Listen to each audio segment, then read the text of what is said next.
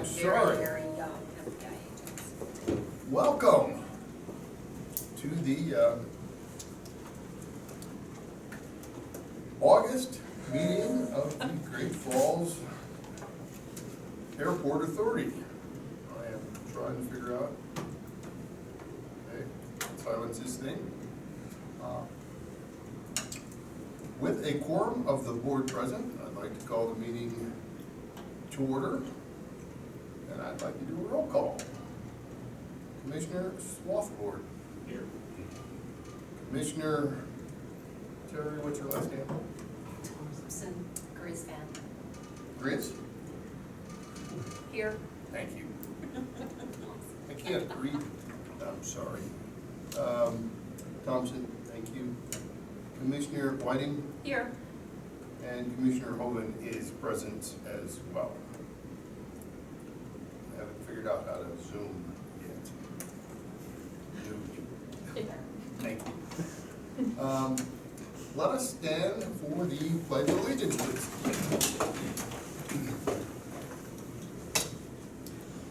Pledge Allegiance to the flag of the United States of America and to the republic for which it stands, one nation, under God, indivisible, with liberty and justice for all.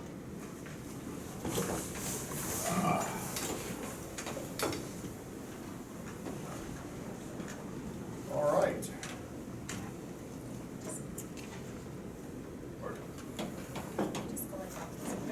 You should get to this next time. Just so he's. I'm done. Good luck. How'd you do that? You just. Oh, well, lovely. You're the greatest. She really is. Thank you. Do you get consultancy for that? All righty. Life is so much better. Okay. Would like to remind the public that we appreciate comments and we would encourage your participation. So if you have comments throughout the board meeting, please stand, state your name and address, and your comments will be heard. Moving on to the consent agenda. The consent agenda is made up of routine day-to-day items that require board action but do not appear to have significant public impact. Items may be pulled from the consent agenda for separate discussion and vote by any board member. The consent agenda consists of approval of board meeting minutes from June 2025, payroll checks totaling $100,283.56 for June 2025 and $103,718.57 for July 2025. Maintenance and operation checks $29,055 to $29,151, totaling $1,299,373.82 for June 2025, and checks numbered $29,152 to $29,193 for July 2025, totaling $223,590.06. Approval of passenger facility charge totaling $69,796.56 for June 2025 and $68,543.51 for July 2025. And financial reports for June 2025 and July 2025. Are there any items that the board or any member would like pulled? Nope, I don't have approval of consent agenda. All right, I have a motion, I'll second it. and I have a second. Are there any further discussions? All right, all those in favor, I hear an aye. Aye. All those opposed, same sign.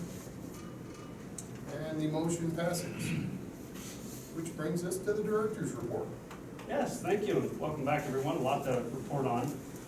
Focusing for a minute on the financials, I'll focus primarily on the year-end financials. Obviously, these are not audited yet. There'll be some adjustments, but it looks as though revenue was very strong, record performance around 5.6 million. Previous record about 5.4 million. So we had revenue increase about 12% in the fiscal year, which was really solid. The parking revenue was a new record, obviously about $120,000 increase. So that led those revenue increases. But we had really solid revenue growth across a number of categories. Non-aero building rent was up nearly $100,000. That's primarily the condos that were not in the prior year's revenue. So solid growth there. Food and beverage, 8% growth, which is really strong in the fiscal year. So very encouraged by that. You also see a large increase in the airline joint use fees. That's primarily because we had a full year in the new footprint. And so there's quite a bit more joint use space in the new terminal than there was in the old space. So the airlines have a fairly sizable increase in the joint use space. That's mainly because if you ever saw the old TSA bag clearing area, it was very austere. Now we have a much larger, more spacious area where they can process all the bags. So quite a bit more joint use space. So you see an increase in revenue there. On the expense side, coming in, you may recall last spring, as we found out Alaska was not going to bring back their second flight, we did curtail expenses pretty aggressively, and we actually drove the expenses 2% below last year. So we have a decline in expenses of about 2%. Most of that's in the marketing budget. We really curtailed marketing, which normally we'd be spending that in the first quarter of the calendar year. So we did not spend that. So you can see we saved about $90,000 in that category. And the largest decrease. We also had a number of turnovers in the staff last year, and some of the new staff didn't take benefits. And so we have some savings in the overall salary and benefits category. So 11% below there. So, or I'm sorry, 13% below there. So all in all, a pretty good year. We ended up 11% under budget because we did make those pretty austere cuts. The good news is the traffic held up, despite those Alaska seats not being in this year's traffic. So far, what we've seen in June and July is those passengers opted out for the additional capacity United brought in, and even still filling up the Salt Lake flights that the prior year were not full. So really, the capacity we have has been used up, which is positive. So glad to see that. On the passenger side, we finished the fiscal year with passengers of 387,418, which was a new record. So that's really solid. We finally overcame 10 years ago. 2015 was the last time we set a record. So yay! On the calendar year, last month we fell about 100 passengers below where we were in 2014 on the calendar year, and that's because Frontier was here in 14. So it'll be interesting to see. Our falls are a lot stronger than they were back in 14, but of course with Minneapolis dropping out of the schedule here in a couple weeks. United's keeping their main line in all the way through the end of the year. In fact, they're thinking about just leaving it in on the midday turn. We'll see what happens there, but we're going to have similar capacity. It'll just be a matter of whether or not people trade out and fly United as opposed to flying Delta on that Minneapolis flight. So as the calendar year goes, we'll kind of have to get a month or two into the fourth quarter to kind of see if we are getting people to transition into those additional seats we have on United, and then we'll have a better idea whether or not we'll have a calendar year record or not. Let's see, Airbus, holidays. Yep, this is our first mainline flight in the fall in the regional jet era.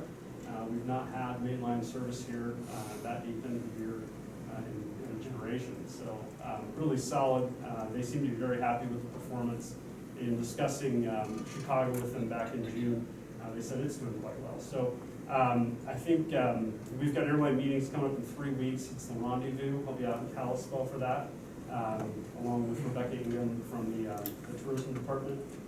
So we'll be traveling out there, and we'll have a lot of things to talk about. I think it's a really good time to be talking about Great Falls with the airlines. Everyone seems pretty excited. So we'll be talking about eastbound capacity replacements, whether that's Delta bringing back Minneapolis, additional Chicago capacity, maybe some meetings with American while we're there too. So I think that'll be a good topic of conversation, talking about eastbound. Obviously with United, we'll be talking about further mainline expansion.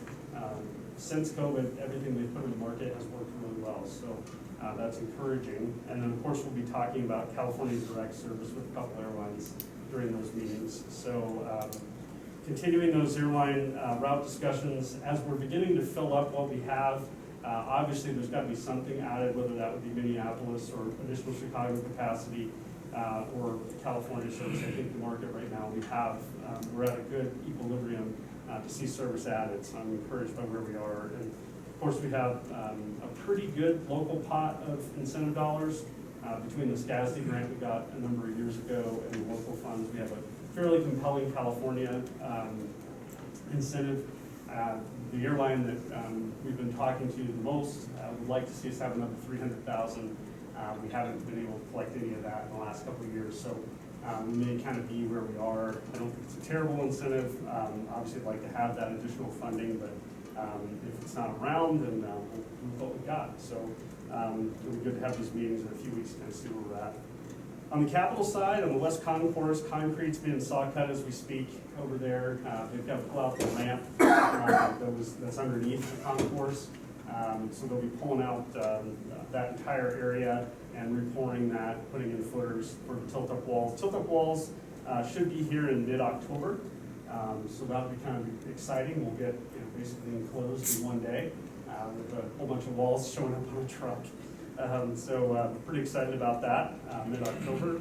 And then we'll begin to see the roof line in November of the new expansion. So it'll be coming together relatively quickly. We'll be moving United down to Gate 3 in the next week and a half. As the last Delta flight leaves, United will move to Gate 3 for some period of time. We don't know yet for sure. Hopefully we'll be able to accommodate the work we need to get done and get them back over to Gate 1. A lot going on the West Concourse. The loading bridge on Gate 2 is up and operational. Beautiful new bridge out there on Gate 2. Really excited to have that done.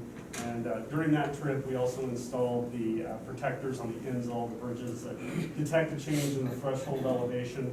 You may remember about a year ago, last fall I think it was, we had that event where there was a shift on Gate 5 that hit the Allegiant door. And so hopefully this will prevent that, any type of movement once that bridge is attached. So safety device there, good to have those. The SRE expansion, excavation's underway for footers and foundation.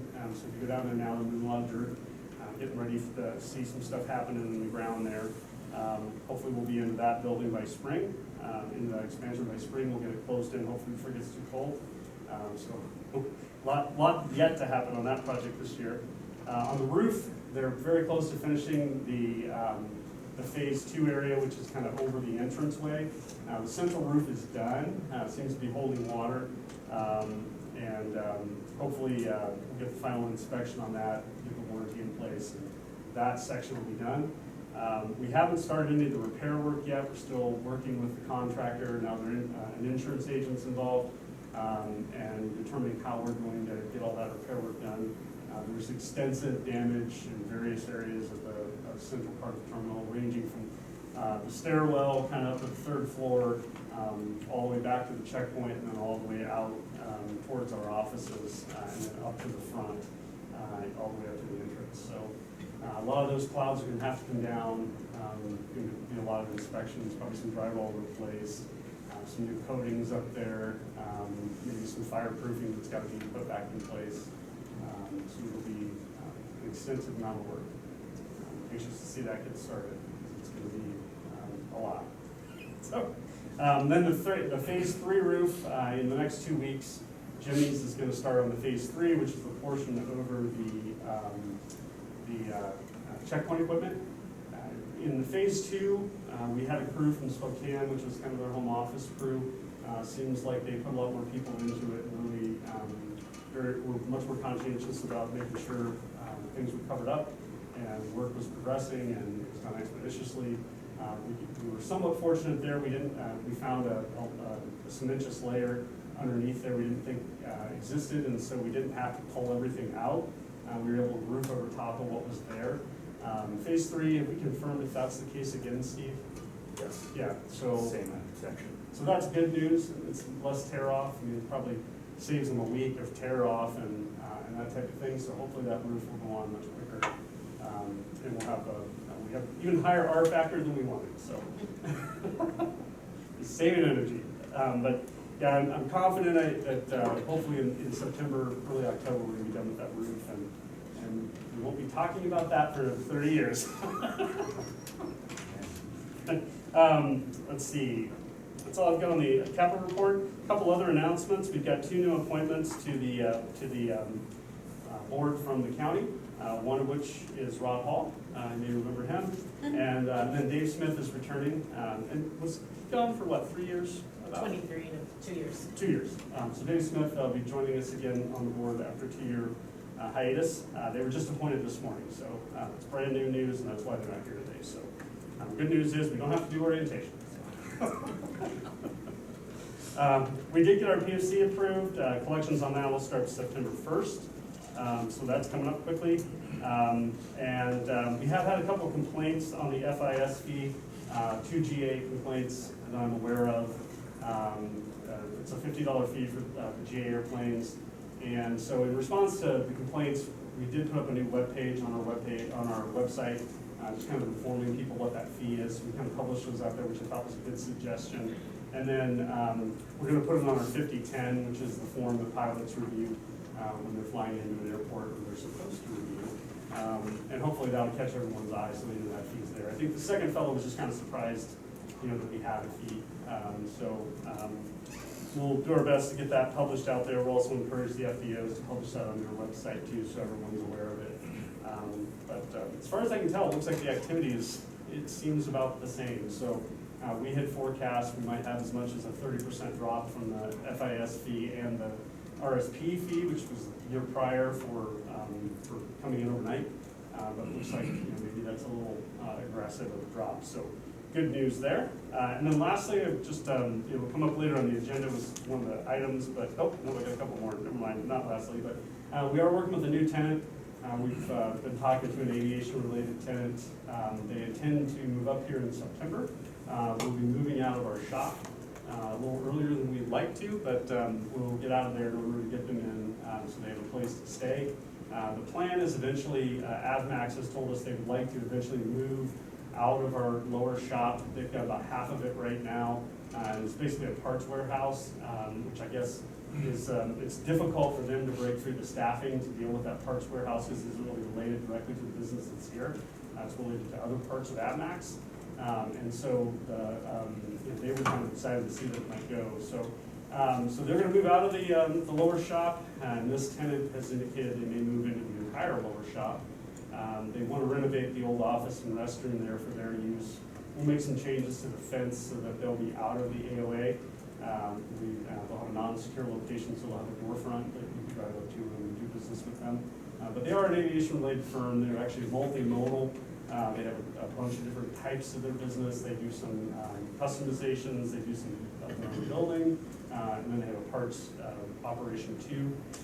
All of those are in play to come down to Great Falls, and we don't know for sure what all they'll bring, but they're interested in a hangar, or warehouse, and potentially some condos eventually too. So pretty excited to be working with them, and we expect to see them here in a couple weeks, and they're coming up to kind of cement their first lease with us. So that's exciting. And then the rental car lot, oh wait, actually these are notes from a different meeting, sorry.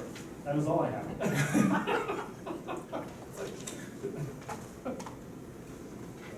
That's okay if you might need to remind us, because we Let might me- forgot something from a few The months ago. rental car lot, the first part of it's going to be closed for about a month as we put on the tilt-up walls in the parking lot out there. There's going to be overhead work and some other new folks out of it, but yeah. Are there any questions for John from the board? John, the conference upcoming that you mentioned, where you said you'd be having some discussions with airlines, I know that there's been some official and unofficial discussions going on with Delta about the Minneapolis route.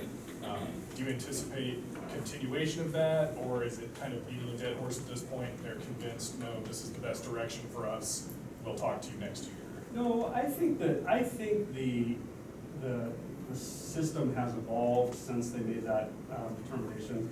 You gotta remember in the spring, all of the airlines were planning on a deep economic recession by this time. And so American cut a lot of routes. All of the airlines were all saying they thought fall was gonna be bad because early bookings were soft. I frankly think there was a lot of hesitation about the rollout of Real ID. I think that was totally underestimated at the time. I think a lot of people didn't book in advance because they were in a wait and see mode to see if there were 3-hour waits, at all hubs. And so I think that went way smoother than I expected, and I think frankly than anyone expected. I've yet to hear anyone complain about what's happened with Real ID. Seems like that went off pretty well. So I think there's that, and then in addition, one airline looks at an airport from their perspective, and they struggle to see anyone else's, viewpoint. We're at a time where, coming into the summer, the bookings were at record. We had a number of record months. We knew that Alaska was dropping down to 1 a day, which they hadn't, the year prior they had 2. They just didn't have the planes to allocate.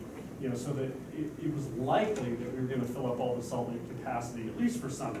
And we have. And so I think when you really look at where we were in March, and then looking at the horizon, we're in a completely different place now. I mean, none of the things they thought might happen have happened, and our market has been extremely strong. And so we've filled up Salt Lake and Minneapolis all summer long. Minneapolis historically has some of our highest yields. So it's a very profitable route, and that's all in an environment where they continue to pour 3 a day out of Bozeman into Seattle against 4 a day Alaska.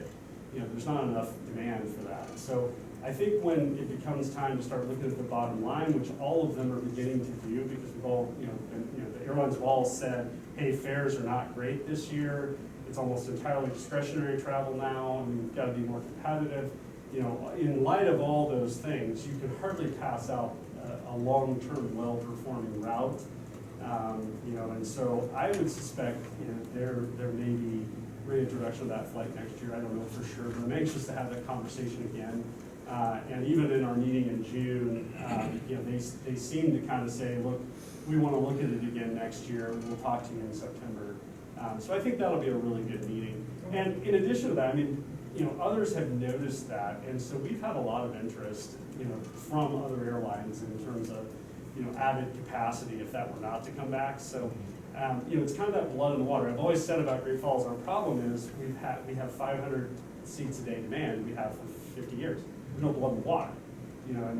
This has put some blood in the water, for the first time in a long time. So, I think there'll be some type of movement to add some kind of seats from somebody for next summer. And it may be more than one somebody. Yeah, I think there'll be good meetings this year. Fantastic, thanks. Alrighty. So let's move on down to the FAA tower lease. Yeah, Laura, you want to take that one?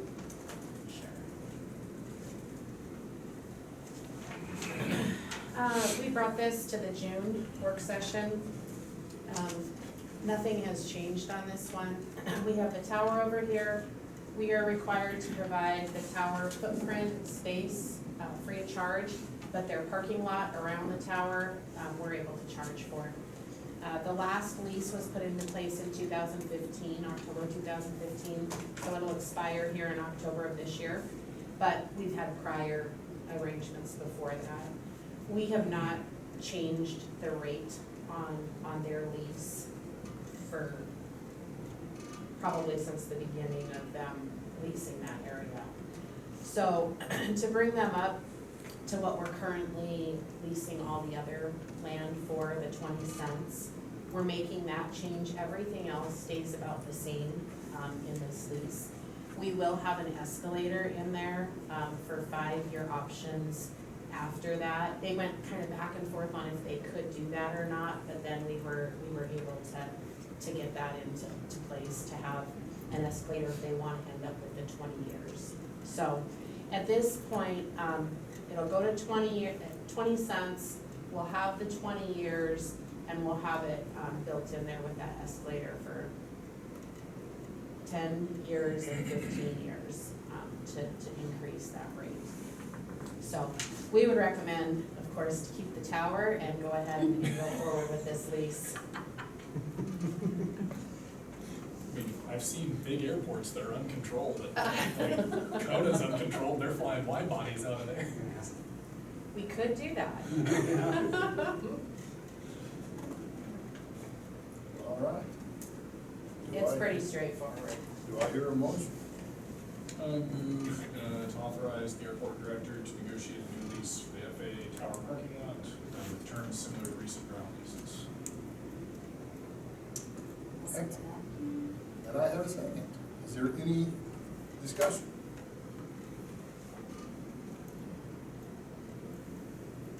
Hearing none, I would call for a vote. All those in favor, say aye. Aye. All those opposed? Hearing none, the motion passed. All right. So we are on to item number 2. And that is fuel flowage fee increase. Yeah, so most airports charge a fuel flowage fee for airplanes smaller than basically commercial sized airplanes. And that's essentially because it would be too hard to track down all the tail numbers that land in the airport. Many times, small planes, we don't even know they're here. They come in, they land, they go to an FBO, and they go.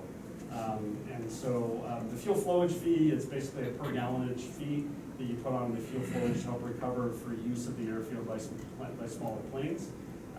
Historically, we've been at 6 cents for over 20 years. And we've kind of gravitated towards the lower end of the list of Montana airports. We would propose we move back up to the middle by going to 8 cents from 6 cents. We generate about $40,000 a year from fuel flowage fees, generally under that, about 36, 38. So increasing this slightly would give us maybe $8,000 a year, but it would help recover the cost of operating our airfield by going to that 8 cents. So we propose an increase to 8 cents per gallon. This may be more of a gee-whiz question, John, but what drives when an aircraft owner will pay a landing fee versus a fuel flowage fee? By the size of the plane, so basically around a King Air, you pay a landing fee here versus paying a fuel flowage fee. So anyone who gets gas pays a fuel flowage, and if you're big enough, Then you pay a landing fee instead. oh, instead of a fuel. Instead. Oh, okay. Because generally speaking, somebody that's bigger than a King Air does some type of business with us. Mhm. Like for instance, the cargo carriers over there, we know where they're from. Like Big Sky Airlines, or well, actually Big Sky's around anymore, but Alpine, thank you. Alpine, we know where their headquarters is. We can send them a check. A lot of the planes smaller than that are going to be owned by individuals that are very hard to track down because it's in their LLC somewhere. There might be multiple owners.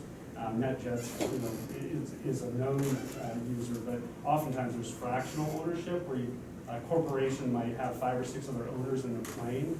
And so trying to track that anomaly down and get paid from them is more hassle than it's worth. So you put it on the fuel flowage fee, so if they stop in, put some gas in, you're getting paid for use of the airfield without tracking down 1,001 operators. Makes sense. So if I'm flying into Great Falls for whatever reason in my fuel flowage eligible aircraft, do I think 2 cents a gallon is gonna make the difference between flying or driving at 4 times the time commitment? Oh, that won't make the difference, but you will find from time to time, people shop fuel price on the internet. So the fellow called and complained about $50 one time. I said, well, it's cheaper to buy gas in Billings that day, so I should have just gone there. And so, I mean, that's the kind of, mentality of, I have various options, I can, I'm gonna make the best financial decision for myself, that a lot of times you have.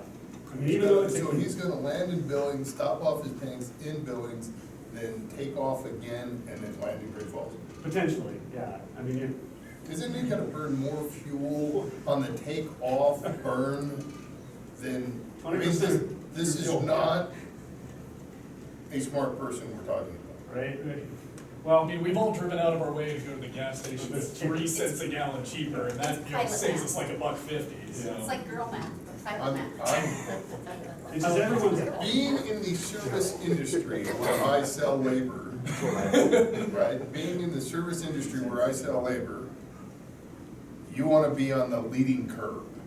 You don't wanna be chasing billings. If we're gonna suffer the abuse of taking the hit for the bad reputation of a price increase, you might as well go to 11, right, or 12. Don't follow the lead dog, be the lead dog. Because the difference between paying 10 versus 12 is not gonna change my mind whether I land in Great Falls, because there's no other place to land. That's one of the nice things about having a captive airstrip. If you're landing here or the interstate, and then there are ramifications of the interstate. well, but I think the pilots that will make those decisions of the cross-country, people that are, that can bend that route ever so much to get to Missoula or Billings or Great Falls, you know what I'm saying, or Helena. They're coming from somewhere, they're going to somewhere, there's probably 3 or 4 places they could stop, and they will shop it. I mean, just like, we all know the towns in Montana that have cheaper gas and the ones that have more expensive gas. Sometimes you try to skip the ones with the more expensive gas, to get to the one with cheaper gas. And it's the smaller planes, so like you can buy gas in Fort Benton, which is Shoto. like 10 minutes, Shoto. Shoto has it, but you're gonna pay more there anyways. But okay, maybe I'm completely off base here, but I'm thinking you're coming to Great Falls for a reason. I'm coming to Great Falls you only come to Great Falls for a reason. But the You don't- majority of our fuel is for tech stops. It has nothing to do, Great Falls is, unfortunately, we're getting there, but we're not a destination location as far as the FBOs who are collecting the flow fee is concerned. It's people making tech stops. So they are flying over the state of Montana and Wyoming and Idaho. And the joys of flying an airplane is, instead of thinking, oh, am I gonna go to Fort Benton or Shoto, it's like, am I gonna go to Missoula? Am I gonna go to Boise? Am I gonna go to, it's just a little bit degree, and you can get fuel from anywhere. So we're competing with everybody in our region for that tech stop as they're getting on to Southern California or wherever their last destination may be. I will say, in my research, I think some of the folks that are below 8 cents are going to be above, or 8 cents or below are going to be above in that 10-cent category, just based on talking to them. I haven't went back to look if anyone's changed it since I drafted this, but I think there are a couple airports looking at moving theirs up. So we're kind of playing catch up to the middle, where there's kind of a glut of everybody, but there may be a future glut up to 10. And at that point, we can always change it again. Commissioner Hogan, how would you feel about amending we don't have a motion in play right now, it's like, what if the board authorizes the director to increase the fuel flowage fee, not to exceed 10 cents? Like, we don't have to necessarily be like, yep, you can take it to 8. We could authorize them like, hey, you can take it up to 10 and then come back if you want to do more. We could always do that. Could do that. I don't think John's as greedy as I am. But, point well taken. Well, I think, John has described for us here that other airports are considering, so I would be willing to bet you that the others that are already at 8 cents are gonna go 10. I would say at the point that Or we 11. get 2, 3 of them up at 10, maybe we go to 10, we kind of be there in that group. It won't be a ton of revenue either way. But remember too that a lot of our local folks that are based here pay this too. So we have some based airplanes here that are gonna squawk. I'm actually surprised no one's here to squawk. Can I speak on that real quick? Jamie with Holman Aviation, I'll squawk for them. Excellent. Thank you. Yes. Walk away. These are the people that are paying this flowage fee are the majority piston aircraft, the very smaller, personally owned aircraft, that do squawk at a $50 customs, fee. And we've tried to charge them ramp parking and such, and they're just a little bit more price conscious than the jet that pays the landing fee here. So when John is saying, you know, you don't make a ton of money off of them, I would say you guys would probably get quite a bit more squawking, even over 2 cents, even though it doesn't seem like a lot, 2 cents a gallon more. But I think maybe get there as a goal someday, but increments up to it would probably keep the squawking and the phone calls to airport authority down. That's not really a concern. We're not taking. My phone number's phone not. calls. I know, right? Alrighty. Well, Commissioner White? I would like to make the motion that we authorize the director to increase the fuel flowage fee to 8 cents a gallon. I think that's a reasonable step, and we don't need to be gouging our friends and neighbors who have planes up here. Full disclosure, I have one, so. And he does have my phone number. Okay, we have a motion. Is there a second? I'll second that. Okay, we have a motion and a second. Is there any discussion? A adage that is one I feel obligated to state is, if you cannot make money off your friends, who can you? Because your enemies will not do business with you. So with that, Fair point. I shall call for a vote. All those in favor? Aye. All those opposed?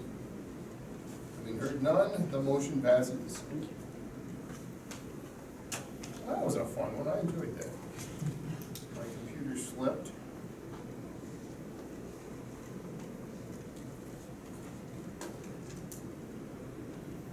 Alrighty, suppose. We are to number 3, which is the capital project CFC project counter update and parking lot expansion. Yes, Laura, do you want to take this one? Sure.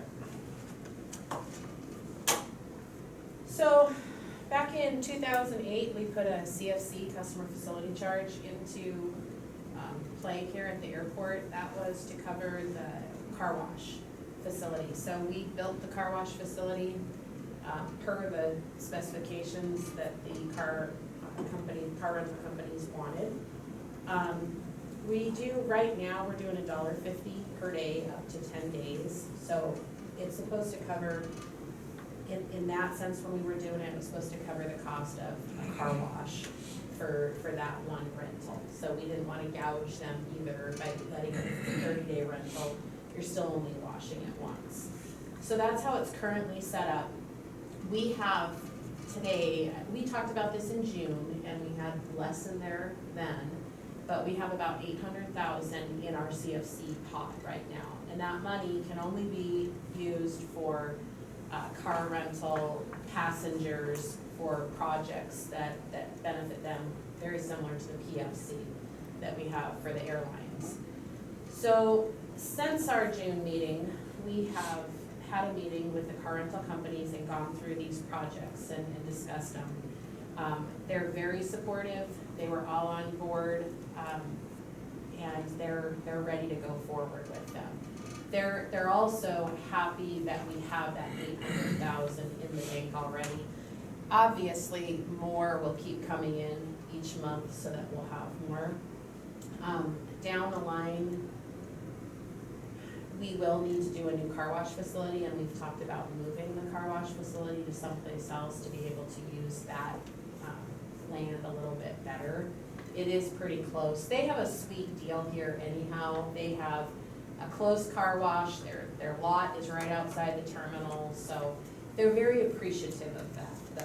And we wanna keep it that way with Yeah, passengers too. yeah, it's good for the passengers too, and these guys are just, they're very good partners as well. So with this project, we would redo their counters and their office space. So they'd get new paint, flooring, ceiling, lighting, new counters and cabinetry, and then put some monitors up to make it match. John has seen some neat stuff in a few of the other airports to put the monitors up, kind of a wall of monitors, and then have a similar image across, and then have their logo. And so it'll really look nice down there, and We might be again, able to do like a square view, or, you know, even a river scene, you know, down Wolf Canyon or something that goes across the monitors, and then the individual signing on top of that for each one. and then, so that part of it is estimated around 250. Of course, we're gonna have to go out and get bids for this, and we're hoping that the bids come in where we want them to come in, but you guys have seen what happens sometimes with that. The other part is the parking lot, so moving the employees down over here, they'll get more than 124 spots probably. We're looking at how the lot can be restriped to just include what they already have in the ready and return lot, and then just keep going into the employee lot. And so they'll probably get a few more spaces, but they're getting paved, lighted, everything over there already. So they will in turn pay to put 124 spaces over here that we can use. 150 over here. 124. 150. 124 is where we are right now. There will also need to be a sidewalk for the employees to be able to get over to our existing sidewalk, so we'll need to have a pathway there. The last thing down on this side is also to add gates, so that, just use a proxy card. They said that over in Missoula, that they've got a very similar situation over there, to go ahead and gate those so that we don't have all the people in there that shouldn't be in there, which will be a great thing for the airport, because we spend a lot of time policing that and chasing and trying to figure out who shouldn't be in there. So, all in all, I think it's great. I think it's exciting. They're on board with it. It'll just come directly from the CFC budget. We already have it, so we recommend going forward with this. We would try to get going as soon as possible. They would really like to see the remodel downstairs start in their slow time, so right after Christmas, if we could get that going, they'd be pleased with that. And then just weather allowing, we would do the parking lot. Then, once we get this parking lot started, we can begin to move the party folks over here, which gets them out of our lot, out of our parking lot, which gives us kind of a soft parking lot expansion, but then something that we can control a little easier for validations. So, we're excited to kind of get that underway too. We'll add additional millings to what is paved over here to make the lot larger, to handle that input flow as well. And they would really like to get their people over there, because there's problems with getting the banquet people out. So it's a win-win for everybody. Okay. How does rental car wash facility end up with the acronym RAC? Rent a car. Yeah, the industry calls it rent a car, so it's like a rack. They've always called it that. Because I could have seen RCW, RCWF, but They also call it a RAC ED. just was a big question for me. Thank you. Okay. Let's just amend this, bring it back to us in September. I really like this project. I think it's gonna be excellent all the way around for the rental car folks. I enjoyed my experience a few years ago. We flew into Springfield, Missouri, and you can walk right out. I mean, it's a beautiful airport, first of all. But you walk right out the door of the rental car, and same thing coming back. You have to get on the bus, and that whole dreaded, oh my gosh, if we're not that we're that big of an airport anyways, I realize that, but to have the ability for them to walk out the door and keep the rental car happy. Would that, has there been some, this is kind of segueing a little bit, or maybe I'm not sure about this, but we have a rental car down on 10th Avenue. Do they have a desk here too? Yes. Enterprise, yeah. Okay, so that's just their overflow or? That is an offsite, and they do pay a percentage to the airport if they're doing business up here with those cars, but yeah, the majority, they're trying to service out of here. Okay, great. I just know Enterprise that. started off campus everywhere. Yeah. In my career, they moved to airports. They used to be the ones that did like wrecks and things like that when you were renting a car from your neighborhood. You know, they would come pick you up. That used to be their old commercial. We'll pick you up. Yeah, so they've always been off-site. That was kind of the beginning of their business, and then since then they've moved to airports. I didn't know if that was a way to get them into the airport. There's probably a That's little bit great. of that. Yeah, you should do that. All right. So, any other questions? I move that we proceed with the rental counter office update and parking lot expansion using those CFC funds with a cost not to exceed $100,000 and deepest appreciation. I love when you guys have already done all the negotiating and everybody's in agreement and you just are like spoon feeding us, so thank you for your hard work. Excellent. So we have a motion. Do I have a second? I will second. Excellent. Any further discussion? I do appreciate the clarification of the RAP process. So, all those in favor, say aye. Aye. All those opposed? All right, the motion passes. And we are on to number 4, which is capital projects West Concourse expansion and rehabilitation. Yeah, about a year ago, we came to the board with the initial design and construction of this project, and it was approved. And now we're back. The design is complete, and we've started construction. And we've identified some additional scope in the process of doing that design. We want to replace some of the flooring in there so we can expand the restaurant. If you know where gate 2 is, there's kind of, if you're looking at the podium to the right, there's a airline seating area there with some carpet. We'd like to pull the carpet out, put in some laminate, so we can expand the restaurant seating into that space once Delta moves. We also found some asbestos in an odd place we weren't expecting. Behind that oak that's at the top of the concourse, the full length of the concourse, there's a oak, I don't know what you would call it, board at the top of the top of the hall, and behind that some asbestos that's got to get abated. We also have made the decision to tilt the ceiling up to try and get some additional light in there, and then put a metal roof on top so we can drain it out the back. We've had enough of the membrane roofing for a while, so we're trying to change some of that around. But that'll be a nice feature, make it a lot more lighter in there, and then we'll be able to put on a metal roof, we'll drain it to the back. And so we've added a little bit of scope to the project. The original budget was $6.2 million.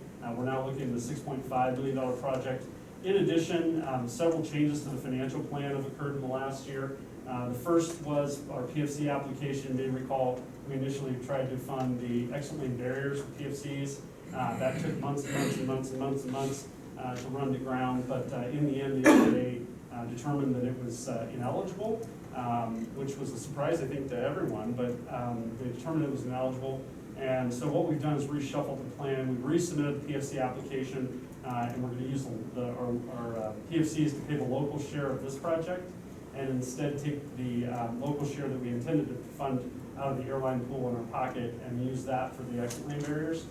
So we'll have PFCs applied to this project now. You can see we had some PFC funding of $1 million, but now we're going to have almost $1.7 million in PFCs applied to this project. And then lastly, in discussions with the FAA over the last couple of months, they identified about $1 million worth of discretionary funding. So that's found funds basically to us that we can put into this project. And so you can see on the financial plan there on the second page, we now have almost $1.1 million in discretionary funding added into the funding of the project. So that'll freeze up our 2026 infrastructure money. We'll have about $1.1 million of that, $1.2 million, somewhere in there, which we intend to use to do some work on the HVAC system and boiler next year, which will kind of wrap up really a lot of what needs to get done in the terminal at that point. So good news in that respect. Like I said, we did add some scope to the project. Once we bid it out, it was a little more expensive than we had anticipated, so we're about 6.5. So we'd ask for the board to increase the budget and also to accept the new financial plan. There is a note, accounting will be closing down in the next 3 weeks for the FAA. At year end, oftentimes funds come loose. So to the extent that they find some additional discretionary funding, which they said they're looking for us, we want the discretion to accept that. So just another note on that.